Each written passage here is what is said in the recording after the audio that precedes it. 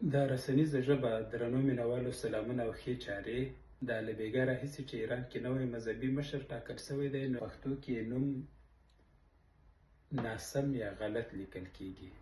د دې مشر نوم دی مجتبی.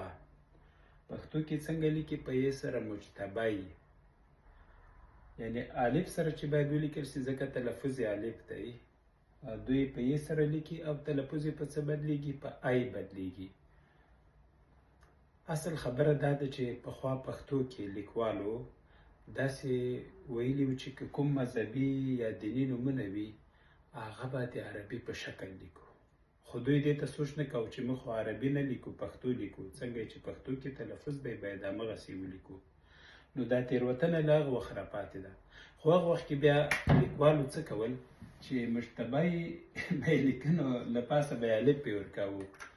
بیا دغسې صورت کې هم سم دی، خو عربي لپاره. او پښتو کې سم ځکه نه دی چې دا ای آواز لري. نو پښتو کې ولې موږ پردۍ قاعده پلې کړو؟ یوه. دویم، دا کلمې عربي نه دي، اکثریت یې عبري دي. نو موسی، عیسی، دا په دې ډول سم دي. دا تېروتنه ده، ای تلفظ کیږي.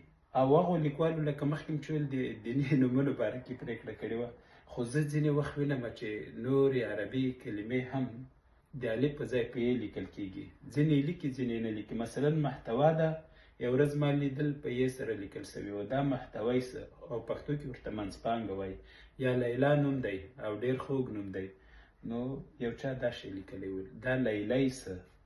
یا سلما شاهین، د هغې نوم یو ورځ چا دا شی لیکلی و، بیا شاهین تخلص هم ورسره لیکلی و. یو ورځ چا په هې سره هم لیکلی و، یا په زور سره.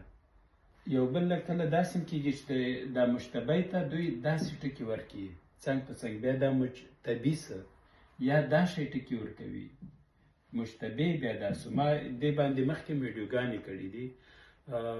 که تاسو وایئ چې پخوا پرېکړه سوې وه، پرېکړې په ساینس کې هم کېږي، په میډیکل کې هم کېږي. خو بله ورځ ساینس پوهان پاڅېږي، وایي پخوانیو پوهانو ناسم نظر وړاندې کړی یا ناسمه پرېکړه کړې ده او باید دا شی وسي.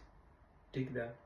دا څه شی ده؟ ورا، ورا، وراڅي، وراباڼې. ځینې پښتنو کې چې په ناوې پسې کومه ډله ځي، د ناوې کور ته چې واده راوړي، هغه ته څه وایي؟ ورا وایي. پېښوریان ورته جنجم وایي. خو که دا ورا کې الف په یې بدل کې څه به شي؟ ورای، د میږي بچي ته چې وایي. نو دا عیسام چې په یې بدل کې تلفظ یې عیسی کیږي، یا مجتبی چې په یې بدل کې مجتبی څه. دا څه شی سوه؟ چنا. چنا چې دا د مرغیو اواز ته هم ځینې خلک وایي انګینوم دی. او غوړي چې په اور کېږدي چې اواز کېښت هم وایي، غوړیو چنا ده. خو که دا چنا په الف کې څه به سي؟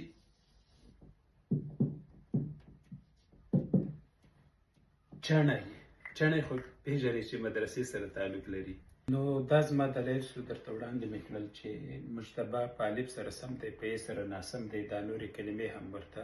او تاسو که خپل نظر لرئ، دلایلو سره یې وړاندې کړئ. ډېره مننه.